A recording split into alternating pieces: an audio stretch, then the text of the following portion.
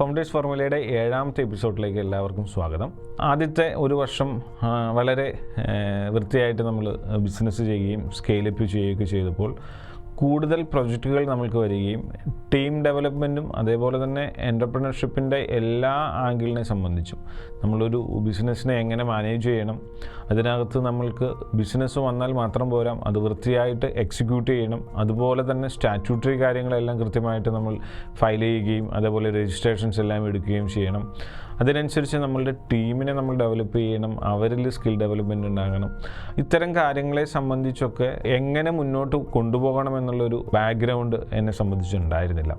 കാരണം ഏതെങ്കിലും ഒരു കോർപ്പറേറ്റ് സ്ഥാപനത്തിൽ ജോലി ചെയ്തിട്ടുള്ളൊരു പരിചയമോ അതല്ലെങ്കിൽ ഒരു ബിസിനസ് ഫാമിലിയിൽ നിന്നുള്ള ഒരു ബാക്ക്ഗ്രൗണ്ട് ഉണ്ടായിരുന്നില്ല. അതുകൊണ്ട് ഇത് എങ്ങനെ കൈകാര്യം ചെയ്യാം, ഇതിനെ സംബന്ധിച്ച് നമ്മൾക്ക് എവിടെ നിന്ന് അറിവ് കിട്ടുമെന്ന് അന്വേഷിക്കുന്നതിൻ്റെ ഭാഗമായിട്ട് ഒരിക്കൽ പത്രത്തിൽ വിജയ് ഭവ എന്ന് പറയുന്ന ഒരു ട്രെയിനിങ് പ്രോഗ്രാം ഉണ്ടെന്നും അത് നമ്മളുടെ വിഗാർഡ് ഗ്രൂപ്പിൻ്റെ കൊച്ചൗസേപ്പ് ചിറ്റിൽപ്പള്ളി സാറ് കേരളത്തിലുള്ള യുവ സംരംഭകർക്ക് ഒരു ട്രെയിനിങ് നൽകുന്നതിന് വേണ്ടിയിട്ട് അദ്ദേഹം ആരംഭിച്ചിട്ടുള്ള ഒരു പ്രോഗ്രാമായിരുന്നു വിജയ് ഭവ. ചിറ്റിൽപ്പള്ളി സാറായിരുന്നു അതിൻ്റെ ഫ്രണ്ട് എൻഡിൽ നിൽക്കുകയും അതുപോലെ തന്നെ വർമ്മ സത്യനാരായൺ സാറും അതുപോലെ തന്നെ കോർപ്പറേറ്റ് ട്രെയിനറായിട്ടുള്ള ശ്രീ ഷമീം റഫീഖ്, ഇവർ 3 പേരുമായിരുന്നു ആ ഒരു വിജയ് ഭവ പ്രോഗ്രാമിനെ ലീഡ് ചെയ്തുകൊണ്ടിരുന്നത്.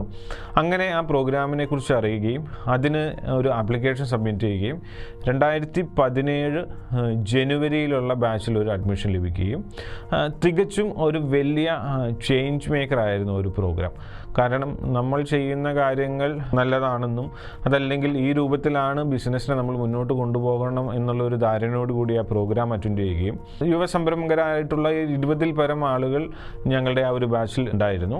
അതിൽ നമ്മളുടെ സംരംഭത്തിൻ്റെ എല്ലാ മേഖലയെ സംബന്ധിച്ചും അതിനകത്ത് എന്താണ് നമ്മളുടെ പർപ്പസ് ഓഫ് ദി എൻ്റർപ്രൈസ്, ഇതുകൊണ്ട് നമ്മളുടെ സൊസൈറ്റിക്ക് നമ്മൾ എന്ത് ഗുണമാണ് തിരിച്ചു കൊടുക്കുന്നത്, ആ ഒരു വാല്യൂ പോയിന്റ് മുതൽ എങ്ങനെ നമ്മൾ സർവീസോ പ്രൊഡക്റ്റോ മറ്റുള്ള ആളുകൾക്ക് പ്രയോജനപ്പെടുന്ന രൂപത്തിൽ അതില്ലെങ്കിൽ ഒരു എക്സ്പീരിയൻസ് എന്ന രൂപത്തിലേക്ക് മാറ്റിയെടുക്കുക.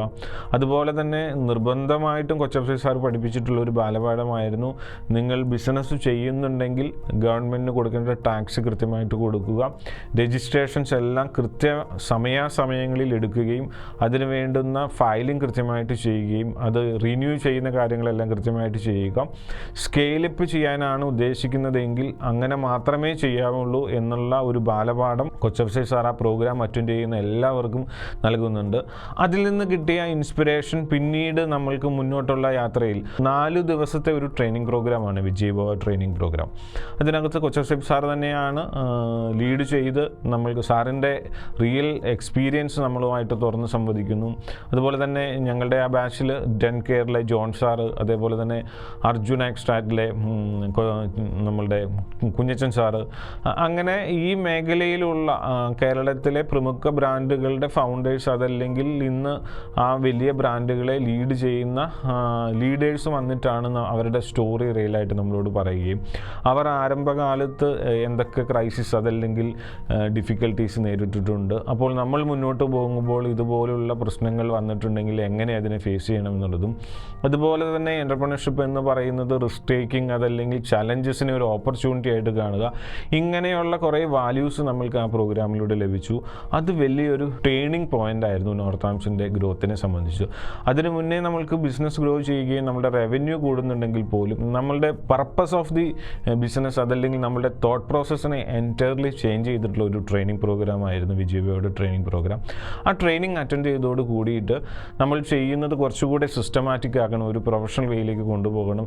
ഒരു സ്റ്റാർട്ടിംഗ് ഫേസിലാണെങ്കിൽ പോലും എല്ലാ കാര്യങ്ങളെയും സിസ്റ്റമാറ്റിക് ആയിട്ട് ആദ്യമേ തന്നെ കൊണ്ടുപോയിട്ടുണ്ടെങ്കിൽ പിന്നീട് നമ്മൾക്ക് ഒരു പെനാൽറ്റി അടയ്ക്കേണ്ടി വരികയോ അതല്ലെങ്കിൽ പിന്നീട് നമ്മൾ പലതിനും ഒരു കോമ്പൻസേഷൻ കൊടുക്കേണ്ടി വരികയോ അത്തരം കാര്യങ്ങളെല്ലാം ഒഴിച്ചു നിർത്തിക്കൊണ്ട് ഒരു പ്രോപ്പർ വേയിലൂടെ നമ്മൾക്ക് ആദ്യഘട്ടത്തിൽ കിട്ടിയ ഗ്രോത്ത് മുന്നോട്ടുള്ള ഗ്രോയിങ് പീരീഡിലും കുറച്ചുകൂടെ സിസ്റ്റമാറ്റിക് ആയിട്ട് കൊണ്ടുപോകുന്ന പോകുന്നതിന് വലിയൊരു സപ്പോർട്ടായിരുന്നു വിജയ് ഭവ ട്രെയിനിങ് പ്രോഗ്രാം. പുതിയതായിട്ട് സംരംഭക മേഖലയിലേക്ക് വന്നിട്ടുള്ള ആളുകൾ അല്ലെങ്കിൽ സ്റ്റാർട്ടപ്സ് ഒക്കെ ഉള്ള ആളുകളെ സംബന്ധിച്ചും നിർബന്ധമായിട്ടും ഇതുപോലുള്ള മെൻറ്ററിങ് നമ്മൾ ആദ്യ നാളുകളിൽ തന്നെ എടുക്കണം.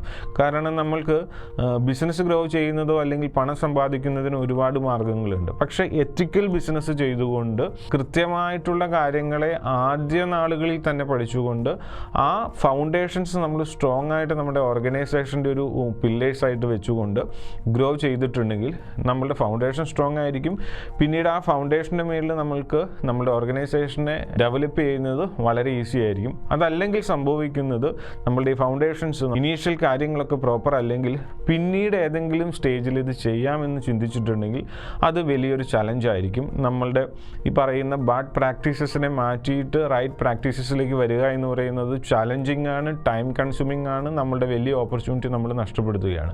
അപ്പോൾ സ്റ്റാർട്ടിങ്ങിൽ തന്നെ ഇത്തരം വാല്യൂ സിസ്റ്റം നമ്മളുടെ ഓർഗനൈസേഷൻസിലേക്ക് അഡോപ്റ്റ് ചെയ്യുകയും നിർബന്ധമായിട്ടും അത് ഫോളോ ചെയ്യുകയും എവിടെ നിന്നെങ്കിലും ഒരു റോങ് ഇൻഫർമേഷനോ അല്ലെങ്കിൽ ഒരു മിസ്ലീഡിംഗ് ആയിട്ടുള്ള ഗൈഡൻസ് കിട്ടി പലതും നമ്മൾക്ക് മറച്ചു വെച്ചുകൊണ്ട് സേവിങ്സ് ഉണ്ടാക്കാമെന്നുള്ളൊരു ധാരണയൊക്കെ വന്നാൽ പൂർണ്ണമായിട്ടും അതിനെ തള്ളിക്കളഞ്ഞുകൊണ്ട് നമ്മൾ ടാക്സ് പേ ചെയ്യേണ്ട ഏതൊക്കെ മേഖലകളുണ്ടോ അവിടെയെല്ലാം കൃത്യമായിട്ട് ടാക്സ് പേ ചെയ്തുകൊണ്ട് അതിനുള്ളൊരു കോസ്റ്റിംഗ് നമ്മളുടെ പ്രൊഡക്റ്റിനോ സർവീസിനോ ഇട്ടുകൊണ്ട് മുന്നോട്ട് പോവുക എന്നുള്ള ഒരു ഒറ്റ വഴി മാത്രമേ ഉള്ളൂ നമ്മളുടെ ബിസിനസ്സിനെ ഗ്രോ ചെയ്യുന്നതിന് അല്ലെങ്കിൽ സ്കെയിലപ്പ് ചെയ്യുന്നതിന് സാധിക്കുകയുള്ളൂ.